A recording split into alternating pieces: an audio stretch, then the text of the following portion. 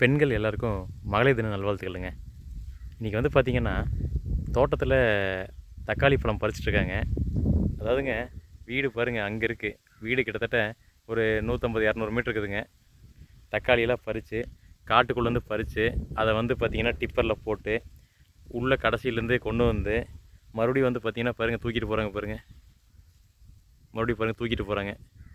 அதாவதுங்க, ஒரு தக்காளியை பயிர் பண்ணி தண்ணி பாய்ச்சி களை வெட்டி அந்த காயை பறித்து அதை மார்க்கெட்டுக்கு கொண்டு போனால் இந்த தக்காளி இன்றைக்கி வந்து என்ன விலைக்கு போகுது தெரியுங்களா? ஒரு 25 கிலோ இருக்கிற இந்த டிப்பரில் தக்காளி வந்து பார்த்திங்கன்னா உங்களுக்கு ஒரு 150 ரூபா 200 கூட விற்கிறது இல்லைங்க. உண்மையாலுமே விவசாயி கூட நம்ம வந்து இருந்தால் தான் அவங்க படுற கஷ்டம் என்னன்னு சொல்லி நமக்கு தெரியுங்க. தக்காளி விவசாயிகள் கண்டிப்பாக வந்து பார்த்திங்கன்னா எவ்வளோ வேலை செய்கிறாங்க, கடினமாக உழைக்கிறாங்க.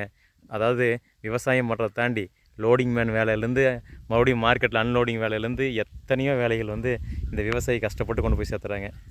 ஒரு நியாயமான வேலை. அரசாங்கம் கண்டிப்பாக வந்து பார்த்திங்கன்னா இதுக்கான ஒரு நல்ல வழியெல்லாம் வந்து கண்டிப்பாக கொடுக்கணுங்க. ஏன்னு கேட்டிங்கன்னா ஒரு 15 ரூபா 20 ரூபாய்க்கு விற்கிறாங்க. சராசரியாக மார்க்கெட் ரேட்டுங்கிறது ஒரு 15 ரூபா 20 ரூபாய் கிலோ விற்றா தான் வந்து பார்த்திங்கன்னா அவங்க படுற பாடுக்கும் உழைப்புக்கும் ஒரு சம்பளமாக கிடைக்குங்க. இதுதான் இன்றைக்கி விவசாயியோட நிலைங்க. விவசாயிக்கு சப்போர்ட் பண்ணுங்கள். அப்போ தான் வந்து பார்த்திங்கன்னா நம்ம வந்து வாழ முடியுங்க. நன்றிங்க.